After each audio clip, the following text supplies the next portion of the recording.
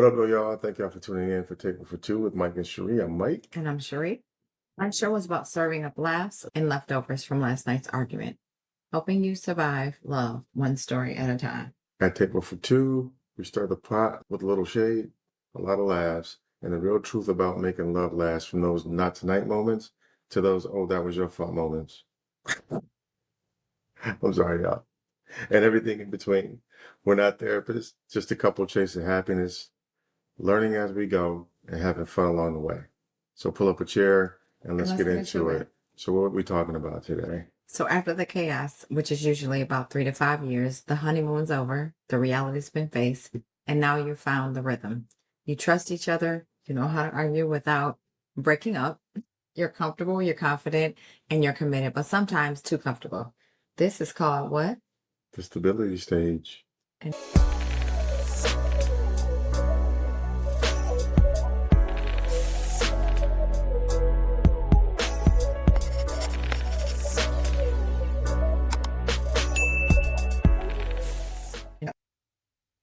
So this is the we know each other's order by heart stage, right? I know what you like from Publix. You know I like wings. I know you like them Italian subs. You know what I'm saying, right? We know each other at this point. We know each other, and this is where we call each other and say, "Wait, you want me to get some honey mustard or whatever, or with your wings or whatever?" Right? So we kind of know each other without even asking. Sometimes this is what that stage is, which is a very comfortable stage. We don't have to impress each other. We're just here.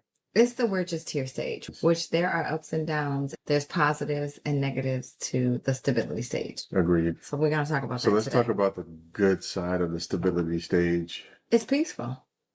It's very peaceful. Peace over right? time. Yeah, or comfortable. It's comfortable. I like comfortable. It ain't always peaceful. Right? Yeah. I don't think that's always peaceful. Well, I like comfortable. It's comfortable. I don't know. Hopefully you learn how to fight fair at this point. Yeah, you can go. Right? You've been through a couple battles. Yeah, you can go sometime. Lost some, won some together. Maybe a week. Hopefully you won them all together. Ooh, maybe like a week. I like that. I'm just saying maybe you can go a week without like a huge blow up. Oh, or an argument. Right. Yeah. So that feels amazing. And it feels like you are progressing when you can go and not make everything a thing. Yeah. That's the good part. Mm-hmm. That's the good part. That's what I call being settled. Okay. Right? Yeah, I agree with that. Emotional safety is another one, right? Mm-hmm. What does that entail? You can be yourself. Wear no bonnets. Pretending, no performance. We're not wearing bonnets. Pause. We're not ever wearing We bonnets. can wear bonnets. No, we're not. No. You said no pretending and no performance. So no performance is me being comfortable walking around the house in my robe if I choose to do so. And possibly a scarf if that's what happens. Shout out my sister. We were just texting about this a couple of days ago. And I sent her a screenshot like, what's wrong with this? It was just a girl. She had a nice little outfit or whatever. And, you know, like a little nighttime loungy outfit. And she was like, nah, I'm not doing that. I'm like, all right, then. I don't know what to tell you. That's it. Because we want to be comfortable. No, because we want to be comfortable. However, we will do something every now and then. I think there's a good compromise. We've talked about that. Mm-hmm. But at this stage, you know your partner's moods, their triggers, their love language, and things that also irritate them. Yeah. And you know how to disagree respectfully, right? And get your point across. And hopefully you guys can be able to work through it. I like that. And like we talked about before, understanding that your partner is your teammate, not your enemy, and that winning is losing, right? Sometimes. And that winning is no not one should ever lose. Well, what I'm saying is when you're trying to win, it's losing. Because what are you losing when you're winning? Right? You're losing your partners. Whoa, deep. What did you just say? I know. I don't even know what you just said. If you're trying to win an argument, and if you think you're winning something, you're still losing your partner in some kind of way. Ah, that's facts. So if you win an argument, you may feel better about yourself, but you may be losing your partner. In some kind of way. In some type of way. Yeah. So winning is losing. Like that was fire. That was fire. I like what you did there. I see what you did there. Okay. Great. You handle stress better together. The bills, jobs, kids, and some of these things for a lot of people aren't a problem, which is great. Okay, go you because you don't have a problem with bills. Well, that's us. We don't have a problem with that, but we have a problem with other things, or we had problems with other things that we needed to work out. Yeah. So coming up with plans that fit you maybe even talking to other people about what works for them. If maybe you guys are having issues with, I don't know, figuring out who gets up at night with the kids or whatever the case. Fortunately, we're past that. But getting suggestions from other people could also be helpful, right? What works for them. Yeah. Right. So again, like we talked about, not comparing, just getting not comparing, but having open dialogue about what works. Exactly. Really. Yeah. Because a lot of times when we've talked, and we'll have couples obviously that we're close to and that we may have like just open conversation with about things, and they may give us a totally different perspective on our thought process, and we're like, oh, we never thought about it like that way. Yep. So I do believe that obviously a safe space where you can do that, but that's definitely something to do. Agreed. So also in that stability stage, right, there's the friendship part. Yes. You know, your love is strong now, right? Right. You got inside jokes, you got shared routines. Y'all finishing each other's sentences. You got favorite shows that y'all like to watch together. So comforting. You're each other's piece, right? Can be. Yeah, even when you annoy each other, you're still each other's piece. Like, you annoy me, but not as much as anybody else in this world could ever annoy me. So you're my person. What are you saying? I annoy you. No, I bring you joy. Okay. Anyway. Joy, annoying, they rhyme. So fine, we'll go with it. So those are comforting. Those are the comforting parts of the stability stage. Do you think that there's anything that can get kind of negative about the stability stage? Because everybody loves stability, right? I think the stability stage, while it's good, there are some things that can happen if you're not careful. Like comfort can turn into complacency.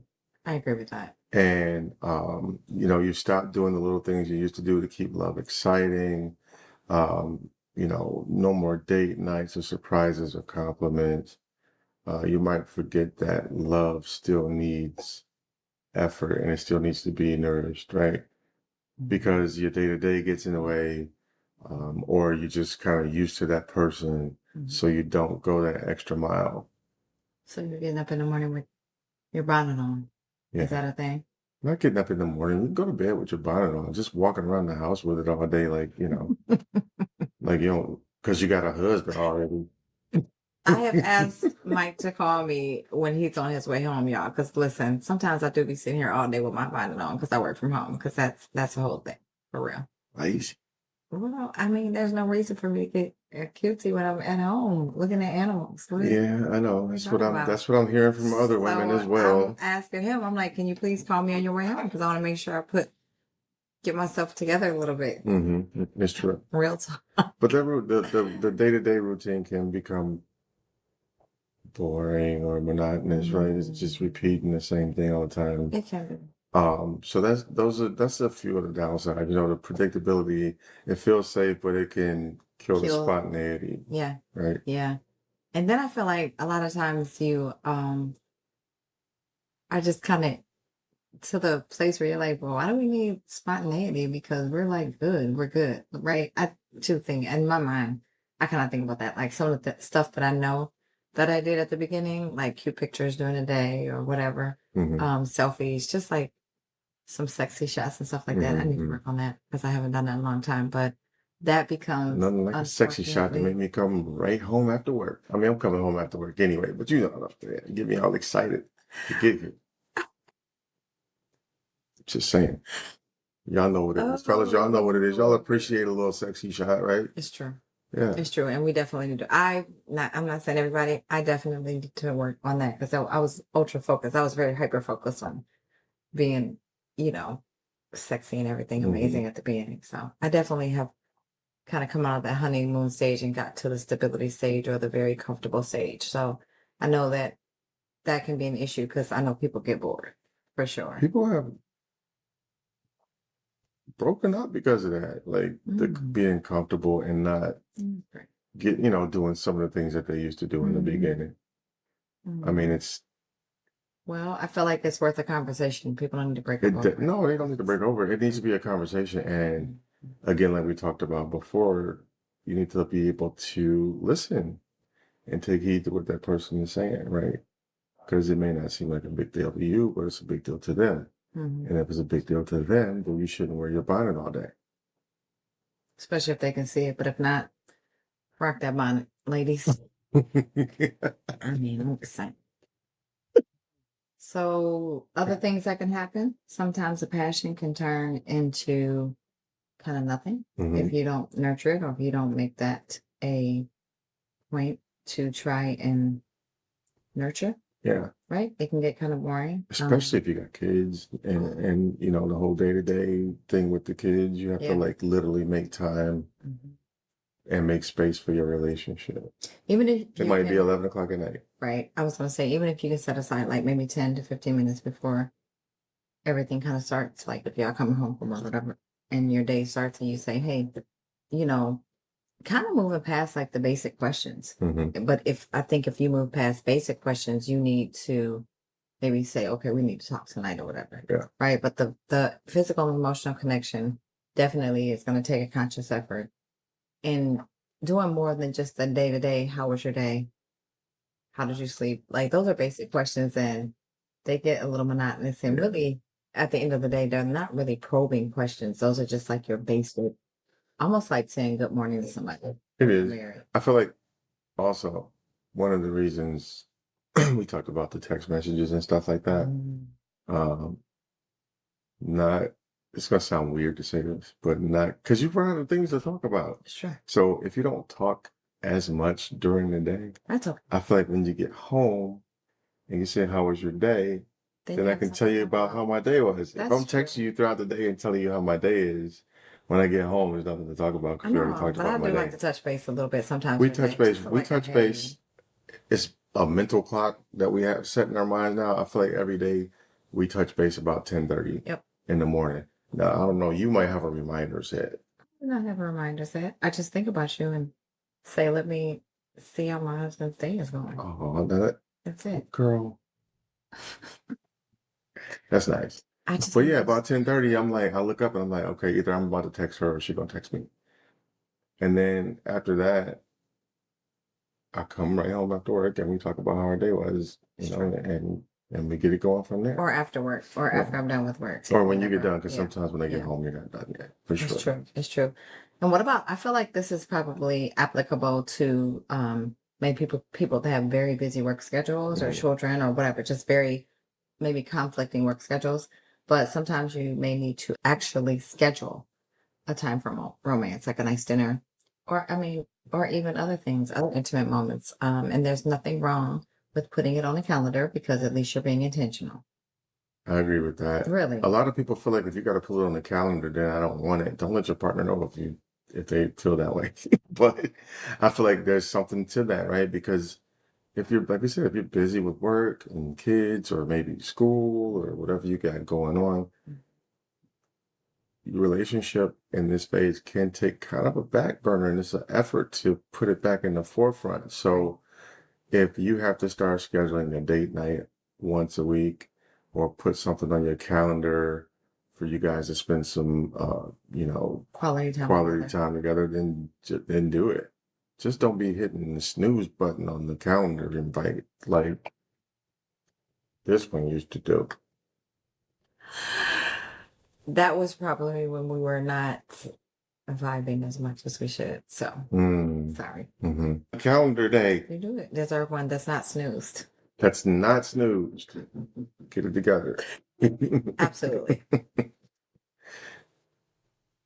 In this stage, there's other things that could happen. Like the normalcy, taking each other for granted, right? There's things that... When you say take each other for granted, what does that mean? What do you mean by that? Like, give me an example of taking somebody for granted. Just not being as grateful as you normally were. I mean, I catch myself doing it sometimes. Like if I normally say thank you to you for something that you did or like something maybe you've done around the house, which obviously doesn't need a thank you. I just feel like it's nice for another person to hear that they're appreciated is all. It could be complimenting each other. It could be the way we look at our physical appearance. It could be because you don't want to be getting sport. You know, you're getting to the point where you know that person's going to do certain things for you, and instead of it being like more of a grateful, it's an expectation. Instead of it being appreciated, it's more of a, well, of course you're going to do that for me. Mm-hmm. And it never should be an, of course you're going to do that for me. Like cooking meals, those are all things that are worthy of some praise. Yeah, I was gonna say praise, some but I don't know if I like appreciation. praise. I know Yeah, you don't like it. appreciation, But, praise, but definitely should get some accolades. yeah, I Some agree. accolades for I sure. agree. Yeah. Yeah. So even though you know that your partner knows that you're grateful, a lot of times people just need to hear it. They need to hear thank you. Thank you. I appreciate you doing that. Or thank you. I appreciate you. Even something as small as pumping the gas. I always try and say thank you to you because I am grateful. Because if you didn't do it, I'd have to be out there to Yeah. And you might assume that your partner knows how you feel, but saying it still matters, right? Everybody wants to feel appreciated. Everybody wants to feel like they matter. When they do a good deed. Not that you need a pat on the back, but it's nice to be recognized. It is. And even if there's something like that you have to do in your head to say to yourself, okay, today I'm going to work on this, which is maybe compliments. Today I'm going to work on saying thank you. Today I'm going to work on maybe not complaining to my partner all day, so that, and once you start doing this, I think you can kind of just rewire your brain to kind of start doing these things naturally. Just every day say there's something else that you want to work on in order for this stage not to become very redundant, very kind of Groundhog's Day every day. Yeah. Wait, what does that mean, Groundhog's Day? Groundhog's Day. You know what? That's when you see your shadow or something. You didn't see Groundhog's Day? Like the movie? It was like the same thing every day. Yeah. That wasn't called Groundhog's Day. It was called Groundhog's Day. No, it wasn't. Okay. You talking about when they were dating? When they were dating and every day? No. That's something like 20, I think it was 24 dates. The first 30 days or something like that? Something like that, yeah. No, this was called Groundhog's Day. And I can't remember the actors, but every day he woke up and the clock would be the same every day, and he would go through his days, and every day would be the same thing. Oh. It's worth watching. Okay. Anyway. All right. Cool. Anyway. Well, we have to check it out. Let me know if you've ever seen that movie, because I don't know what she's talking about right now. Deprived. Was it like 80 years ago when they come out? 73? We're going to go to one of our favorite segments in the show, and it's called The Truth Comes Out. Let's get it. All right, let's do it. All right, I'm going to let you go ahead and do the first question today. Who's the first to say, I'm sorry after an argument? Me. Because you... Not always, but I would say 80% of the time you do. Not always. And actually, we don't even have arguments a lot anymore. We have disagreements. We have disagreements. And then what we'll say is, we'll agree to disagree. So it's not really a argument per se, but there are some ruptures for sure. So we're not going to act like that's not happening, because for sure it is, because that's a daily thing about something. Because if I don't like the way something was said, I'm possibly getting upset. It's true. Right. Yeah. Okay. So when things got repetitive and routine, what did you do to keep the relationship from going stale or from being stale? I feel like for both of us, like, if we felt like the relationship was getting stale, like you would send me pictures, some little racy pics or something like that. I remember one time she did like this whole book, like this, like, what was that book called? It was like a boudoir. A boudoir. She did a boudoir photo shoot for me, which was dope. But we were still on honeymoon stage though. Yeah. That wasn't like when we were like, yeah, but you send me pics, or we feel like it's getting a little stale. We might, sometimes we'll do something, and I recommend this to anybody. If you don't have a lot of money or whatever, right? Like a staycation is dope. Like if you just find a hotel down the street just to get away, a little Red Roof Inn or something. Different environment. Just a change of environment for the night is sometimes cool. Or go downtown and get a hotel room and actually walk the streets like you're a tourist. One time remember that one time we went taco tasting, right? So I think we hit like 3 or 4 restaurants around the city. It's cheap. Tacos are cheap. So it costs you a little gas money, but we went to like 4 different places and tried one taco at each place. And that was like one of the best times we had, was just going and just tasting tacos. And make sure you take a little cup too. Yeah. Your cup of Got joy. to have your cup of joy. Your cup of joy. Cup of joy. Got to have a cup of joy. And I don't mean coffee. Yes. Whatever makes you happy. That's true. All right, let me ask you this. Yes. Who's more likely to plan something spontaneous? You. True. You. I would say that for sure. Like I like mini vacations, long vacations. I might pop up and be like, you know what, let's just, especially with where we are now, we can get to so many places by car in a couple minutes, like 5 hours. We can be in a lot of places within 5 hours that don't cost a lot of money. So it's kind of cool. So yeah, for sure. And sometimes we both come up with the idea. We're like, we should go here this weekend, and we should do this weekend. But I will say for sure, the spontaneity. Yeah, but you want to do Dubai and Thailand and stuff. It's crazy. All right. What's one moment that made you realize that we were actually stable, not perfect, but like we were on solid ground? Well, when we decided to twin. Twinning. We locked in. We solid, baby. We solid. Yeah. And that's it. And that's you when see I knew. what is this? This is light blue. Like you see the light blue. You see the powder blue. Yeah. So that's when I knew we was all the way locked in. I was like, let's wear light blue on this episode. You was like, let's go. And I was like, all right. Because we don't be wearing the same outfits at all. It's not or colors. Or we don't twin because we felt like that was what older couples did. But I think we're in older couple stage now. So I don't know. We twinning all 2026. That's not true. It is. That's not true. Well, the stability is the sweet spot, y'all. You know, where love gets comfortable, but it still needs maintenance. It's like it's like cruise control, right? It's a smooth ride, but you still got to steer. Agreed. Yeah. If you can keep the communication, laughter, and a little flirtatious vibes, you know, stability can still be sexy. So even if you're watching Netflix or you're going out for drinks or whatever you're doing, make it sexy. Try to keep it sexy. Keep it interesting. Yeah. And remember that your partner and yourself, you need more than just a little everyday vibes, right? Agreed. You got to keep it together. Okay. If you enjoyed this episode and you plan on riding with us, please like, comment, and subscribe and follow us for our upcoming episodes every Wednesday. All right. We'll see y'all next time. Peace.